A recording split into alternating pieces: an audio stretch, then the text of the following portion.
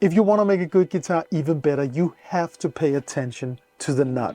Why is that? I've been building this Partscaster now for some time, and if you haven't seen the whole build, you can check it out on my channel. But the only thing that remains right now for this to be a perfect Strat, for me anyway, is the nut. Let me show you why that is. I have my tuner right here. When I'm playing the G string, it's in tune. Very good. Let's see if it's intonated. I'm fretting the 12th fret. Very nice. So what happens when I'm fretting closer to the nut?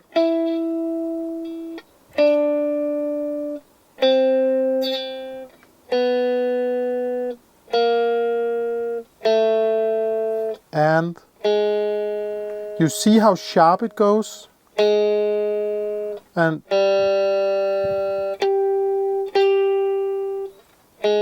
but over here it's super sharp. Why is that? It's because the slot for the G string is not deep enough. I have to push the string too far, so I'm actually pushing the string out of tune. You can't prevent it from going a little sharp. Anyway, a guitar is not a perfect tuned machine. That's why we love it.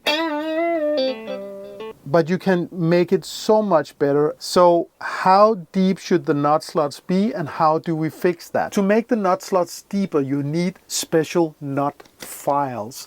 And I have these Ibanez nut files, and they are very bad and very expensive. I can't recommend those at all, but that's what I have, and I'm going to work with what I have. So this is 10 for a set of 10 strings, and that fits these strings right here that I like.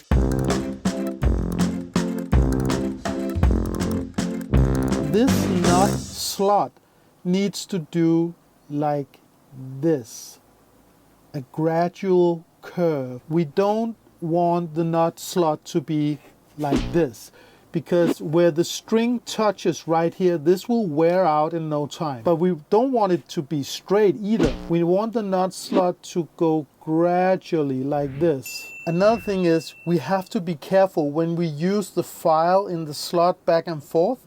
We have to be careful not to take anything off right here, because that will affect the intonation. At some point I made a test of 5 guitars just to see how deep their nut slots are. You can check out that video. It's very nerdy, and let me show you how you can see that. If you take a capo, put it on the 3rd fret like this. You don't need a capo even. You can just push down on the 3rd fret, and then you just test with a gauge right here to see how much space there is between the top of the fret and the underside of the string. All right, time to work. So I'm starting out with the low E string. I'm always a little nervous about this.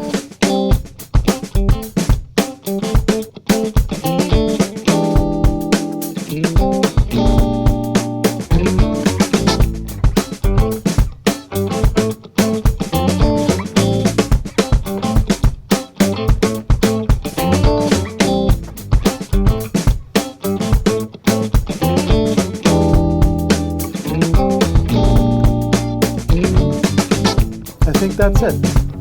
Let's go to the next one. Not much needed on that one.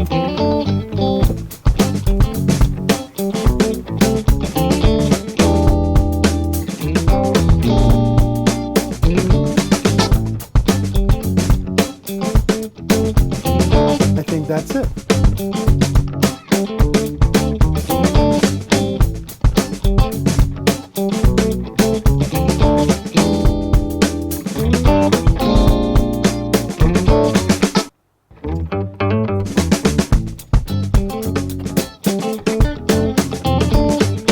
I think that's it. I hope you got a sense of it. Let's see how it works.